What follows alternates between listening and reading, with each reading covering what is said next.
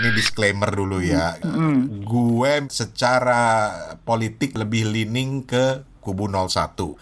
Tetapi ketika kemudian gue dengar, hah, Ime di 02, lu serius Me 02? Kan gue juga ada di WA group yang hampir semuanya pendukung Jokowi. Dan itu kata-katanya masih tetap kasar, menghujat, sampai gue sih sering nyeletuk, ini maksudnya untuk saya kan, gitu, suka gitu bercanda-bercanda. Terus mereka buru-buru larak, bukan Mbak, bukan. Sampai segitu loh ya. Iya.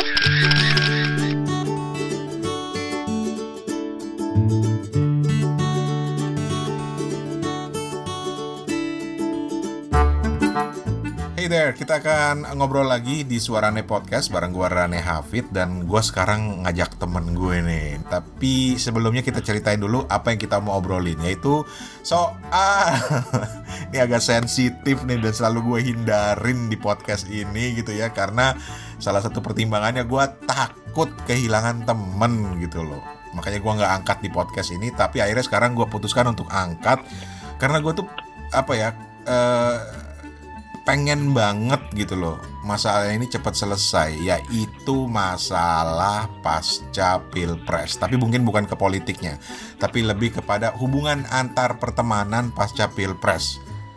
Dan lo yang dengerin ini pasti tahu lah bagaimana di zaman Pilpres, bahkan dari 2014 itu kita sudah terkotak-kotak dan gampang sekali dalam pertemanan kita tuh tiba-tiba muncul, oh lu dari kubu ini, terus tiba-tiba menjaga jarak. Kadang-kadang juga putus pertemanan.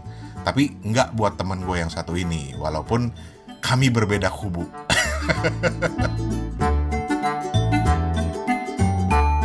Ime, apa kabar? Baik, cuman lagi flu berat dan batuk jadi ya. Gitu ya. Udah lama kita nggak ngobrol nih, Me. Iya, ngobrol ketemu ya. Kalau di WhatsApp mah sering ya. Dan gue perhatiin justru pada saat musim Pilpres kita malah jadi lebih intens ngobrol tuh kayaknya, Me. Iya, benar. Lu kenalin diri dulu dong. Wow, oke.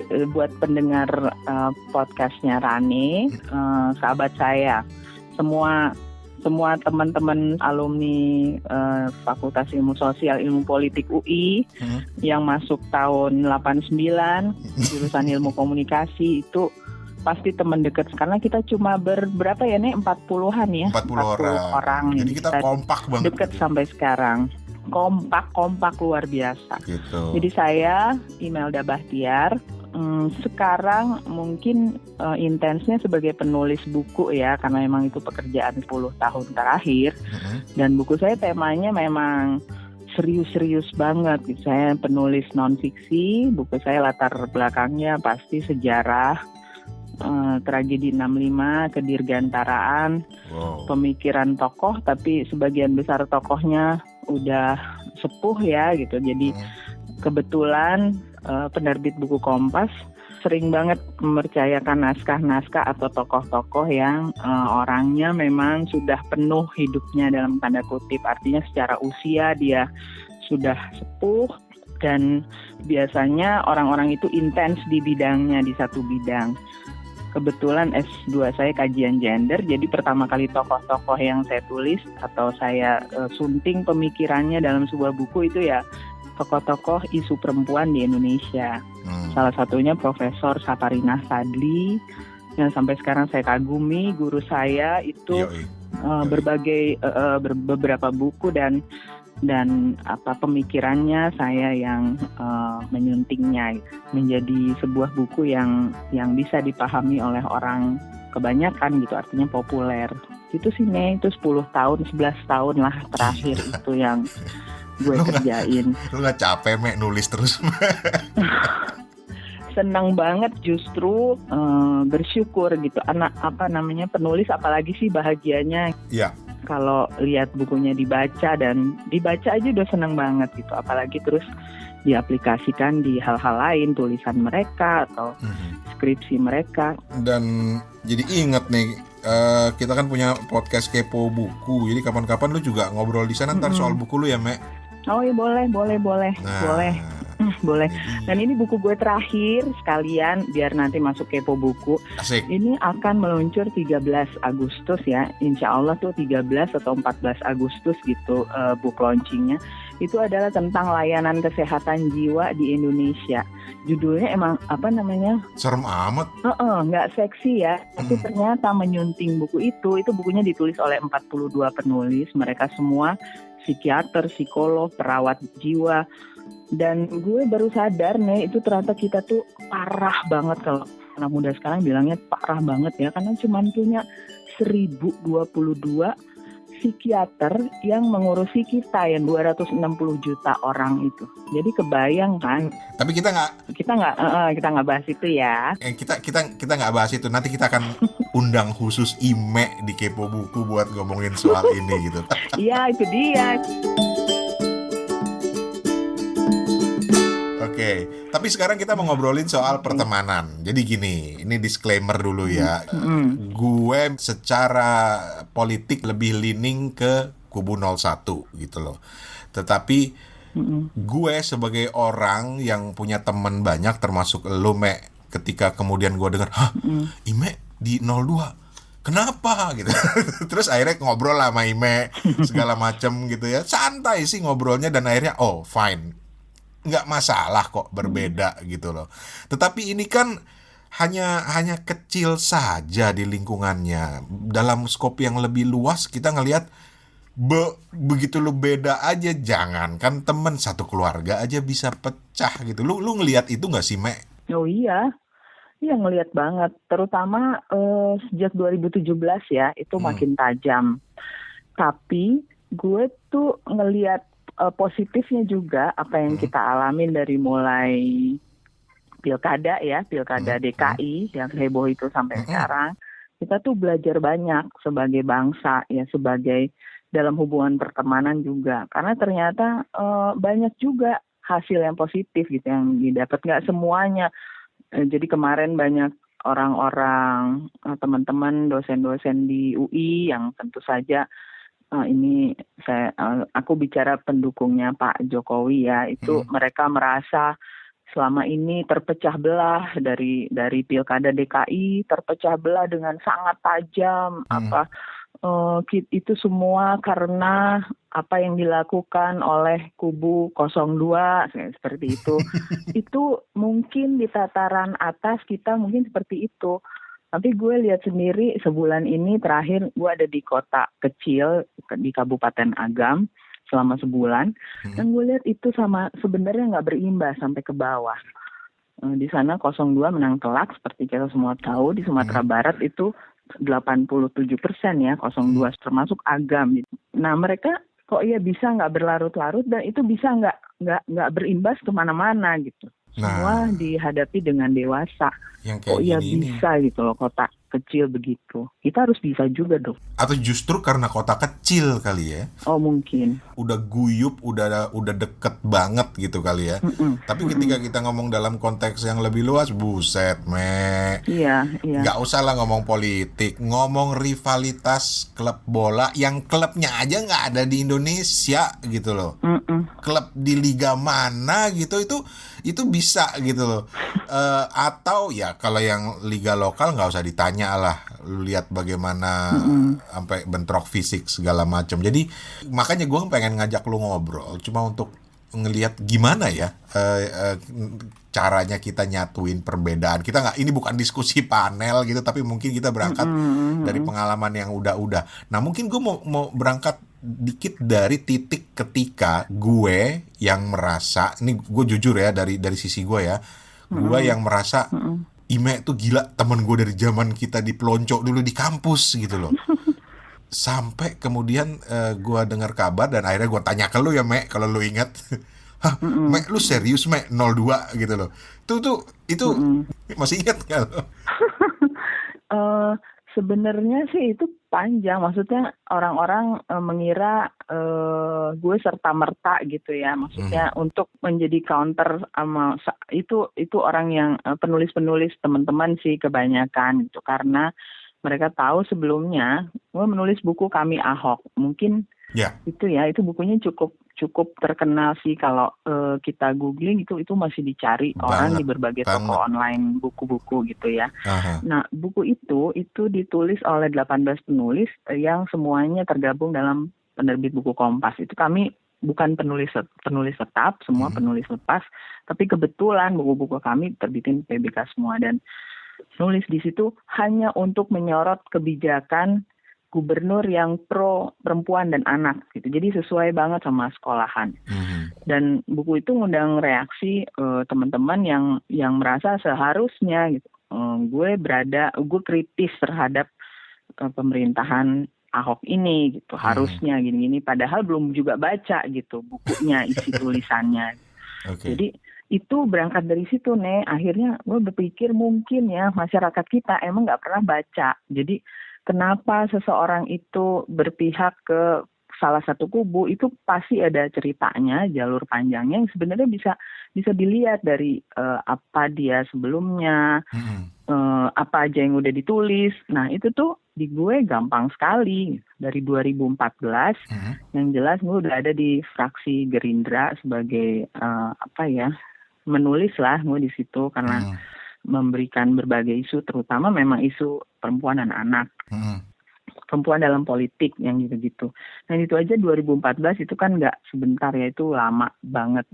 Dan ketika setahun kemudian gue memutuskan intens, artinya menjadi menjadi aktif lah. Ya istilahnya ujung tombak lah di salah satu situs resmi Gerindra untuk perempuan Indonesia Raya, tira.org.id, dan kemudian menulis buku kumpulan pengalaman perempuan-perempuan yang ada atau enggak semua orang partai Gerindra, tapi dia punya pengalaman dengan Prabowo Subianto. Itu dikumpulkan dalam buku yang terbit bulan Februari akhir kemarin.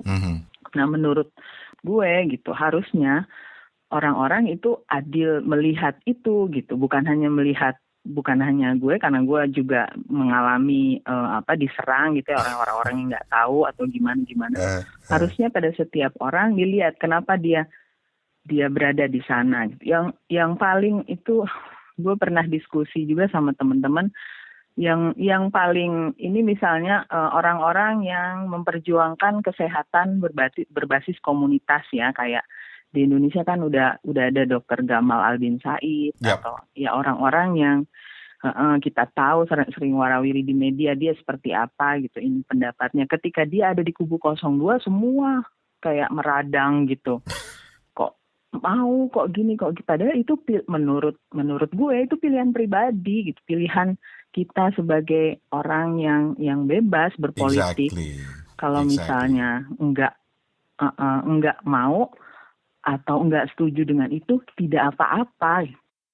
Maaf ya, gue yang jadi ngutip Ibu Bianti Jiwandono ya, tokoh yang sangat dihormati yang adalah kakak Pak Prabowo Subianto. Itu beliau sampai bilang kita seharusnya menuju ke berpolitik yang dewasa. Artinya kalau di Amerika, di dalam sebuah lembaga, orang-orang Amerika itu bisa bekerja sama, mau dia dari Demokrat kah, mau dia dari Republik kah, dia berduduk di dalam satu meja untuk ngomongin kebijakan untuk negeri ini. Dan nggak ada lagi urusan dia latar belakang politiknya apa. Nah, ini mungkin saat yang bagus buat belajar ke arah sana. Gue nggak pesimis sih. Betul.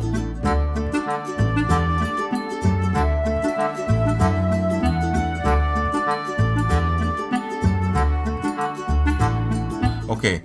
Kalau dibandingin gue, mungkin gue tidak seberat lo kali ya, karena kok ya mayoritas dari lingkungan pertemanan kita banyak yang 01 gitu kan.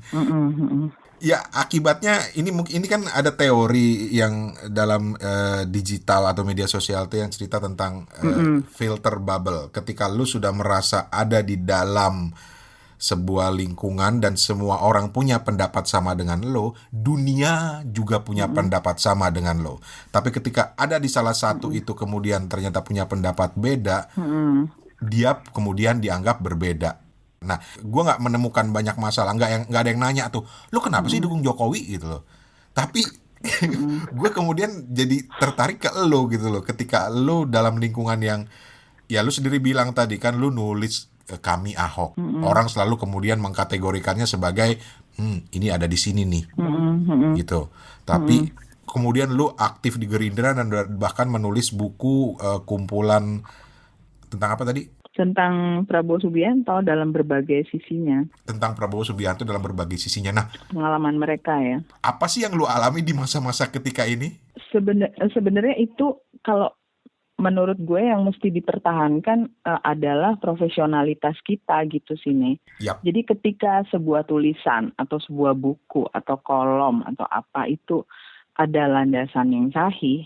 Jadi buku gue nih semua pakai rujukan, semua gue bisa mencari misalnya untuk pandangan ekonominya Pak Prabowo Subianto misalnya. Nah gue cari, dia kan memang banyak terinspirasi oleh ayahnya. Gue kebetulan punya perpustakaan di rumah yang lumayan lengkap, dan gue tuh punya buku-buku ekonomi pembangunannya Sumitrojo Hadikusumo misalnya yang dia tulis tahun 63 ketika dia mendirikan Fakultas Ekonomi UI. Jadi kayak gitu.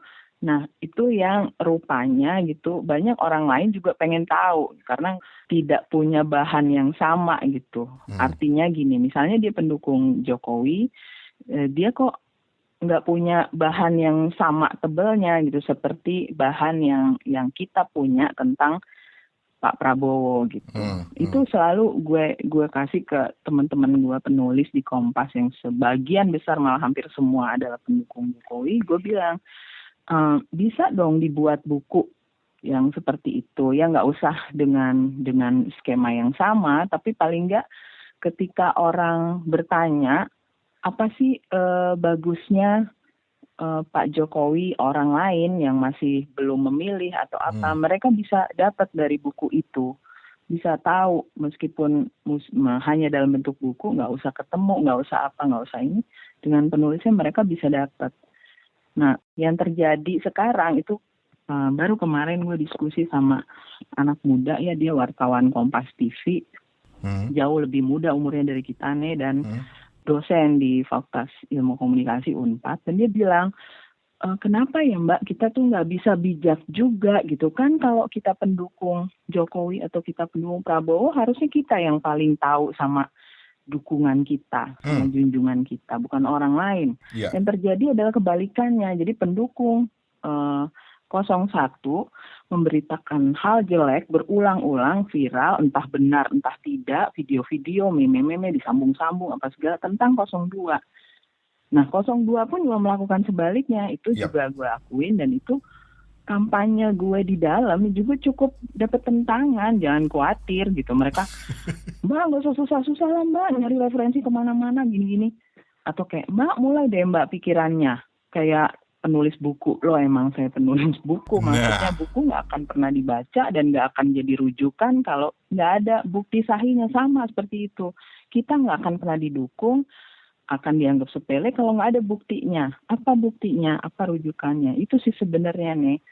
Nah terus terang sih perjuangan gue masih ke situ, dan di dalam Gerindra sendiri itu berat karena memang bangsa kita nggak baca, gimana ya? Iya, betul. Gitu. Makanya ada salah satu nih di dalam buku gue.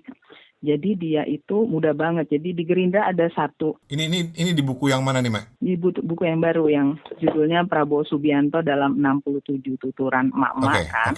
Oke. Salah satu emak-emak itu masih muda banget, 25 atau 26 dia. Belum emak-emak dong. Dia udah emak satu emak pengertiannya nggak harus ini sih, nggak harus menikah ya. Lanjut. Nah dia itu nulis judul, gue yang ngasih judul tuturannya itu 30 halaman setiap hari.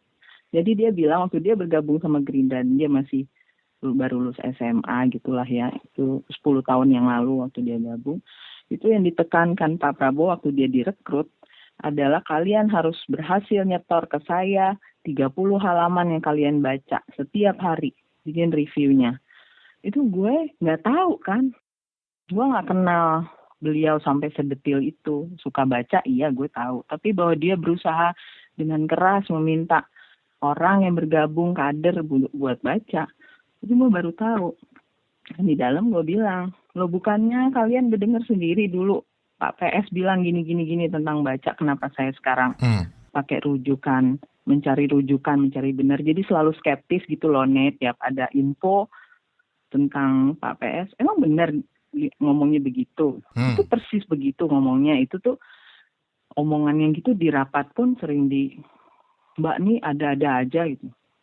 Mbak, kita semua bukan wartawan, Mbak, jangan kayak begitu banget nanyanya, kayak gitu-gitu. Terus sih, nah gue nggak tahu kalau di Jokowi, gue nggak sedalam itu ya nanya teman-teman yang terlibat di dalamnya. Tapi gue rasa itu persoalan bangsa sih, Nek. Ya. Kita menjadi memusuhi karena kita nggak tahu sebenarnya, bukan karena apa-apa. Oke, sebelum kita ngobrol ke situ, gue juga mau share cerita, walaupun gue tidak intens di kampanye Jokowi, tapi sempatlah terlibat diskusi dengan beberapa teman, ya kurang lebih sama gitu loh. Beberapa teman yang minta opini gue soal itu gitu loh. Gimana sih cara nyebar meme, mentang-mentang gue kerja atau latar belakang gue di bidang digital gitu loh. Jadi ada nih satu teman yang bilang, gue mau bikin viral ini tentang Jokowi, gimana caranya gitu loh. Gue bilang, viral itu tidak dibuat, tapi terjadi gitu loh ketika orang mengkonsumsi.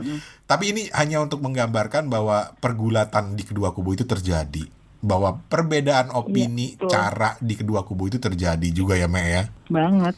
Oke. Dan sebenarnya bersyukur sih, gue punya teman-teman dari masa kecil. Itu tuh bedanya tuh, nih kan konteks besar obrolan kita kan tentang pertemanan. Betul. Gue ternyata bisa milah-milah.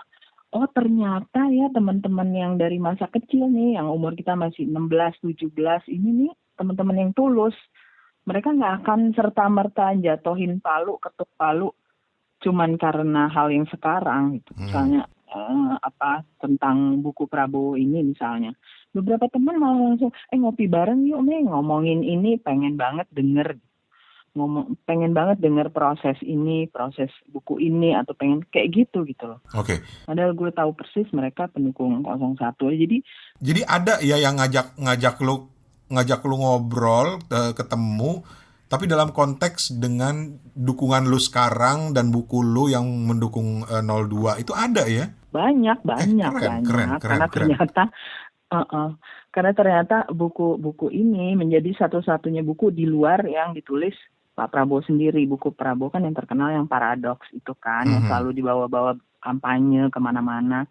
Di slide-slide kampanyenya itu pasti berasal dari paradoks Indonesia, itu ditulis tahun 2013 lanjut ke 2014 yang kemudian diperbarui lagi. Nah buku ini adalah buku dari orang luar. Si ibu-ibu ini yang gue kumpulin tuturannya ada 67 orang. Dan beliau nggak tahu sama sekali sampai saat diluncurkannya gitu. Dan gue sama sekali dalam beberapa penulis gue wawancara kan, bentuknya baru gue tuliskan itu. Gue bilang saya nggak mau cerita ngolor ya gitu, saya mau, dan saya akan cek itu cerita betul atau enggak pada berbagai pihak.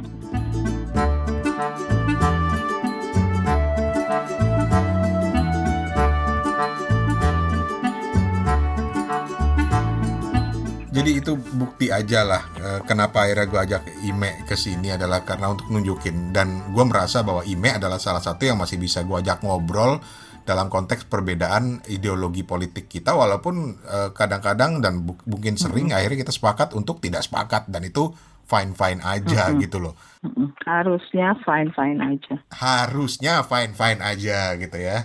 Tapi kemudian dalam konteks yang lebih luas ketika kita ngobrol di masyarakat, wah banyak juga yang rame gitu, yang bahkan saudara-saudara putus, kemudian teman-teman juga putus hubungan. Kalau menurut lu, ini di bagian terakhir obrolan kita akan giring ke sana deh. Jadi kalau menurut lu sendiri gimana sih, Mek? Apa sih yang perlu kita kerjain, atau mungkin berangkatlah dari apa yang selama ini lu lakukan? Kalau gue bilang, kalaupun duduk bareng itu masih jauh ya wacana itu buat sekarang, kan masih panas-panasnya ya, kekecewaan dari 02 dan kegembiraan dari 01 tuh masih panas-panasnya, yang membuat kita juga nggak bisa lah duduk bareng. Iya, betul. Nah gue kagetnya, teman-teman lihat deh timeline Facebook itu menuntut harus segera. Jadi hari ini diumumin kalah, malam itu harus segera dong. Ada ucapan selamat, harus move on dong, harus apa. bisa dilihat sih di timeline. Karena kebetulan teman-teman Facebook gue berimbang ya, bukan Yap. 02 aja, 01 juga separuhnya, dan itu Dan sorry, ini jumlahnya gue potong sedikit di situ, tapi di Facebook lu tetap memutuskan untuk berteman walaupun itu dari 01 ya? iya tetap justru dari mereka lah pandangan-pandangan yang apa ya, yang kritis justru kadang-kadang dapat. Jadi lu tetap bisa melihat pola pikir dari kubu yang yang berbeda dengan lu ya. Oke, lanjut. Jadi bisa. Enggak, tadi ya gue sih pengennya ya duduk bareng. Karena ya tadi seperti yang gue ceritain di awal, kita tuh PR-nya masih banyak banget dan nggak bisa diselesain cuma dengan misalnya ketok palu. Gue jadi inget ini apa namanya, salah satu referensi di Amerika pasca Pilpres ketika Donald Trump menang. Itu menarik. Ini buat ketika lo ngomong tadi ya soal maunya cepat, maunya sekarang juga gitu. Gue jadi teringat teori itu yang bilang bahwa di kedua kubu itu terjadi bahwa yang kalah itu memasuki masa grievance. Ada 5 tahap gitu ya. Tapi yang menang itu memasuki masa euforia. Nah, nanti ada titik di mana masa-masa ini akan berlalu dan setelah itu barulah bisa duduk ngobrol. Jadi emang harus sabar gitu loh. Betul banget. Itu benar gitu ya? Banget. Kita ngalamin tuh sekarang. Iya, kan gue juga ada di WA group yang hampir semuanya gitu ya, pendukung Jokowi. Dan tahu ada sekitar 4 atau 5 termasuk gue yang pendukung Prabowo. Itu nggak harus menenggang sih, cuman maksud gue lah udahlah kan sudah menang gitu ya. Itu kata-katanya masih tetap kasar, menghujat, yang itulah selalu memfitnah seumur hidupnya, sekarang makanya jadi kalah ya, kayak gitu loh. Maksudnya aduh, udah lah ya.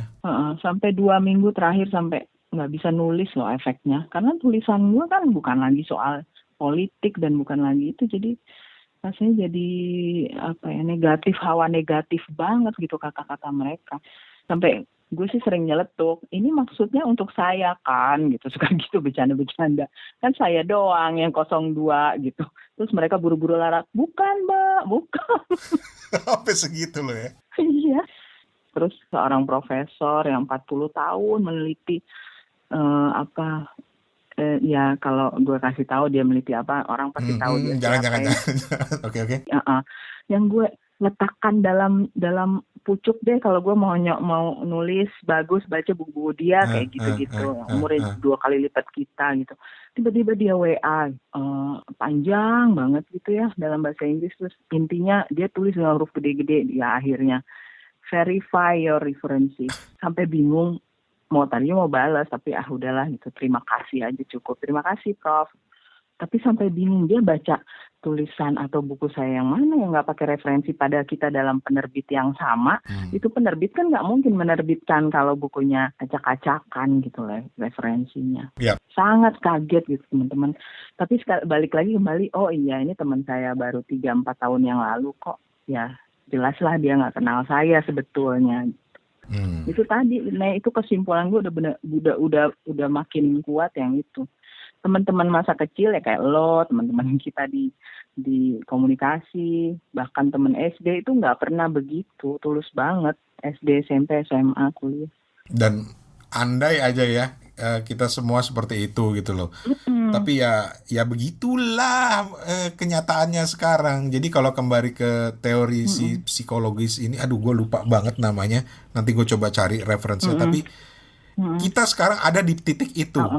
Titik grievance buat yang kalah, titik euforia buat yang menang. Jadi ketika grievance ini tapi itu masih banget. Belum menerima kenyataan ya wajar, tetapi tetapi juga perlu untuk pelan-pelan melupakan gitu, dalam artian bukan melupakan lah, perlu untuk pelan-pelan bangkit gitu ya. Pelan-pelan bangkit dan kebab baru, mau apa nih sekarang yang dikerjain bareng kayak karena di satu sisi yang gue sayangkan, dan menurut dari artikel yang gue baca itu adalah ketika lu berlanjut terus di fase grievance ini, lu nggak akan kemana-mana satu, dan lu nggak akan berhasil memetik pelajaran buat pertandingan dalam tanda kutip ke depannya. Betul. Berikutnya gitu. Betul. Nah sementara nih yang dari sisi kubu teman-teman gue jangan ketawa dulu gitu loh, karena sekarang lu ada di fase euforia di mana lo yes akhirnya mana tuh tadi yang bilang ini gue berhasil.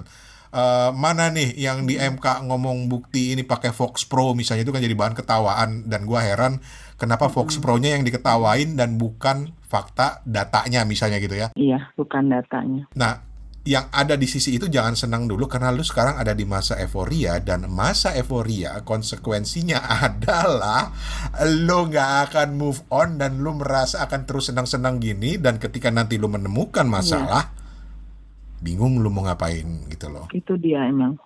Untungnya nih, ya mungkin Allah sayang kali ya sama gue.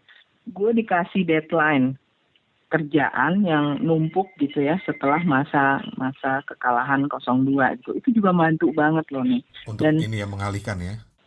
buku-buku itu adalah tentang Indonesia dan kejelekan kegagalan kita mengangkat membereskan isu-isu penting. Pertama itu soal Keswa, yang kedua tentang Akademi Militer. Nah, dua-duanya tuh langsung membuat gue merasa, oh iya saya mesti bikin nih buat negara saya, apa nih yang bisa saya lakukan. Palingnya dalam dua isu itu ya, isu kesehatan jiwa dan pendidikan militer.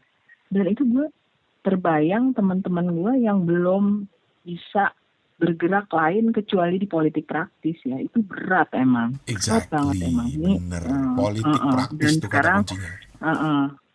Iya, dan sekarang mereka tuh masih kalau dihubungin, Mbak belum bisa ngomong apa-apa, Mbak masih sedih banget, masih sedih. Itu untung gue nggak mengalaminya itu. Jadi mereka yang ringan lah ya, mungkin mereka mengalami depresi ringan sekali, itu tergantung cara kita buat keluar dari situ. Dan gue alhamdulillah ngalamin deadline yang banyak, terus anak-anak juga pada libur gitu kan, jadi senang. Kita alhamdulillah bisa pelan-pelan gitu, bukan kebayang yang tidak. Dan sebenarnya itu benar lo bilang, di 01 pun euforia kalau berlarut-larut ya mereka gagal move on juga dong. Di depan kerjaannya pabrik benar-benar banyak gitu. Dan yang mereka omongin misalnya nih ya, sorry gue baca timeline kok. Nggak masalah, kita ngobrolin aja di sini. Yang diomongin misalnya soal NU nanti kursi menterinya gimana ya, peran NU dalam politik praktis gimana ya. Oh my god, maksudnya udah berhenti dengan peran-peran politik praktis itu, karena itu nggak ada gunanya dan itu kegagalan kita. Iya. Balik lagi ke si Kuba ya, di Kuba anggota DPR itu nggak digaji, justru untuk supaya mereka lebih baik kualitasnya, lebih berbuat buat negaranya, diputuskan pemerintah nggak menggaji mereka. Jadi mereka itu tetap para pakar di bidangnya, ketika masuk jadi anggota dewan nggak dibayar, dan gue baru tahu nih. Sorry ya, ntar kita ngerujuk Kuba dibilang lagi sosialis kan itu, sosialis komunis kan, hati-hati gitu lagi.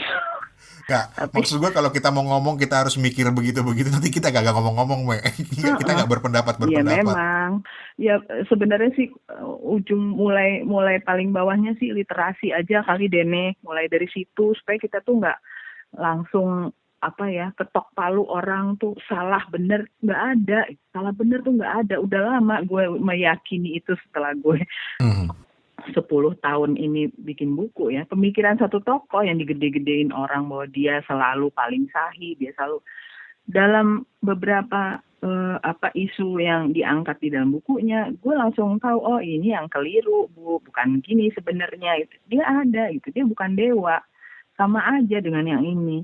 Salah bener tuh dan hitam putih tuh atau orang baik sama orang jahat itu nggak ada kan nih.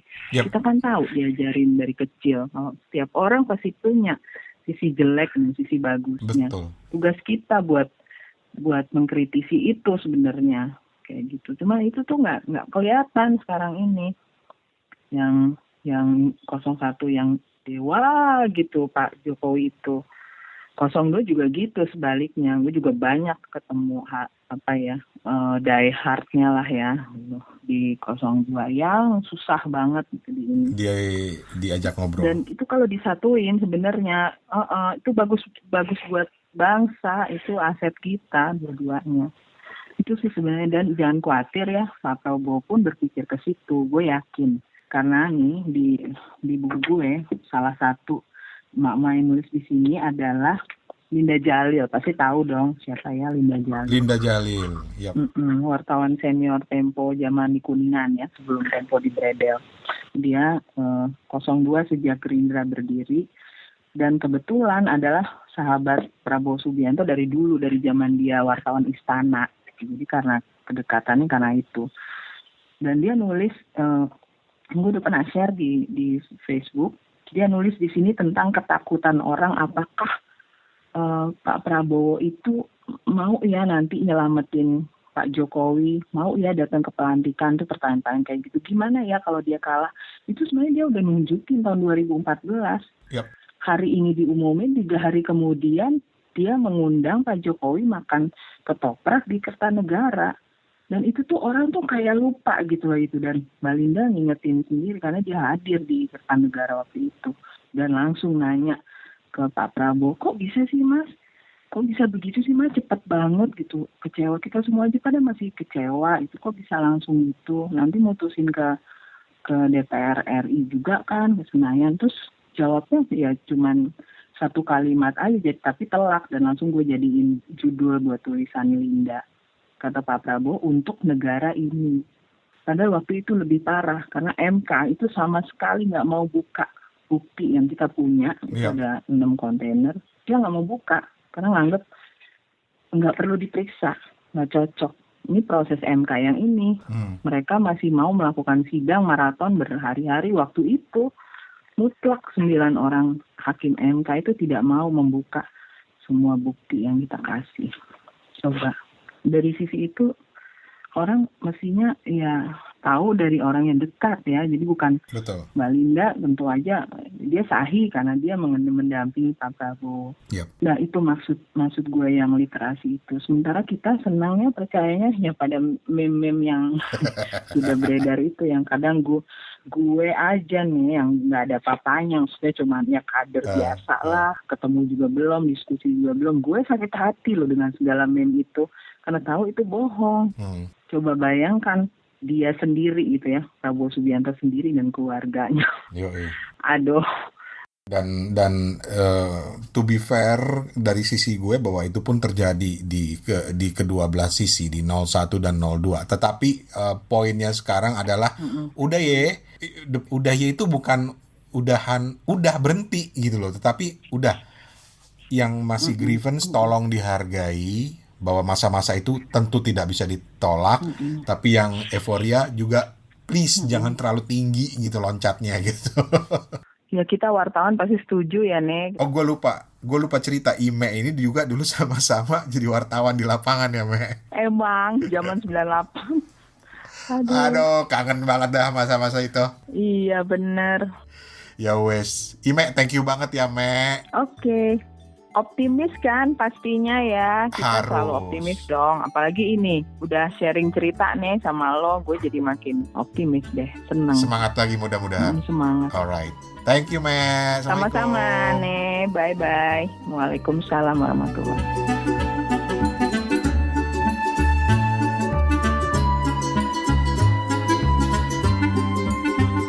So, itu tadi obrolan gua dengan Imelda Bahtiar atau Ime, seorang teman dari zaman kuliah dulu. Makasih banyak, Me, sekali lagi. Terima kasih buat yang udah dengerin. Mohon maaf kalau kurang berkenan. Kalaupun ada yang lo nggak setuju atau malah setuju atau punya pendapat yang lain, gimana kalau gue ajak lo untuk juga berpendapat tentang topik ini? Kirim aja pendapat lo dalam bentuk rekaman audio. Rekam aja pakai handphone ya, dan kirim via email ke suarane@gmail.com, suarane@gmail.com, atau lewat voice note di WhatsApp ke 087878505012, 087878505012. Dan karena ini podcast, maka pendapat kalian harus lewat rekaman suara gitu. Ya siapa tahu bisa gue jadiin episode susulan kalau memang ada yang ikutan.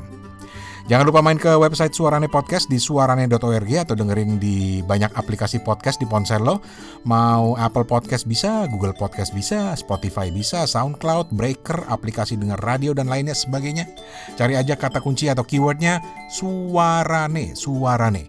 Jangan lupa subscribe supaya lo bisa update terus dengan episode-episode baru dari podcast ini. Gitu dulu, sekali lagi mohon maaf kalau ada yang kurang berkenan atau gue salah-salah kata, insya Allah itu tidak disengaja. Gue Rani Hafid dari Bangkok, Thailand pamit. Kapun kap, permisi. Assalamualaikum warahmatullahi wabarakatuh.